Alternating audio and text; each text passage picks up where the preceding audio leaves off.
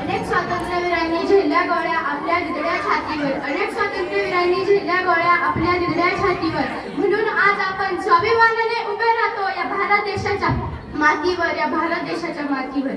सूर्याप्रमाणे तेज देणारे व्यासपीठ, चंद्राप्रमाणे शीतल छाया देणारे शिक्षक आणि चांदण्याप्रमाणे चमकणारे माझ्या बालमित्रांनो, भारत हा नैसर्गिक साधन संपत्ती आणि खनिज समृद्ध देश आहे. माती ही मायायुग आहे, पायी सागराच्या लाटा लोळंगळत आहे. देशातून गंगा, यमुना, ब्रह्मपुत्रा यांसारख्या रक्तवाहिन्या वाहत आहेत. निर्जीव पक्षी आकाशी भरारी मारतो आहे. शेतकरी लोकराजा बनला आहे. आपल्या भारत देशाला शिमला, कुळू, मनाली, उटी यांसारखी समृद्ध पर्यटन स्थळे लाभली आहे. येथूनच आपला भारत देश सुजलाम सुफलाम आहे. आपल्या भारत देशाला ऐतिहासिक आणि पौराणिक संस्कृतीचा वारसा लाभला आहे. संत ज्ञानेश्वर, संत तुकाराम, संत कबीर यांसारख्या थोर संतांची भूमी असलेल्या या देशाची संस्कृती आज जागतिक पातळीवर एक सर्वश्रेष्ठ संस्कृती मानली जाते.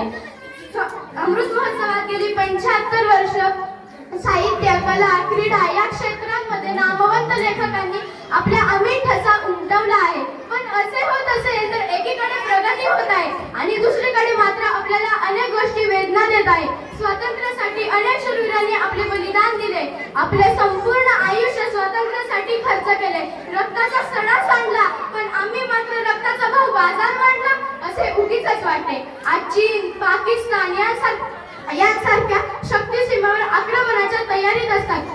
धर्माच्या नावावरून जाती दंगले होतात, तेव्हा भारत मातेच्या हृदयाचे हजारो तुकडे होतात. एका आईची लेकरे एकमेकांच्या रक्त वाचून ताणलेली असतात, तेव्हा त्या आईची काय अवस्था होत असेल. या साऱ्या आक्रमणांमध्ये सामान्य माणूस भरडला जातो. जळणारी झोपडी आणि करपणारे रक्त, जळणारी झोपडी आणि करपणारे रक्त हे भारतीयांचेच आहे. हे आपण का विसरतो?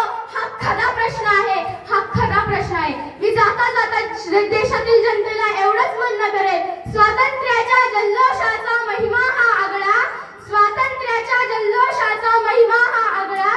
स्वातंत्र्य दिनाच्या दिवशी साजरा करू उन्नतीचा सोहळा, साजरा करू उन्नतीचा सोहळा. देशभक्तांच्या बलिदानामुळे स्वतंत्र झालो आपण, देशभक्तांच्या बलिदानामुळे स्वतंत्र झालो आपण.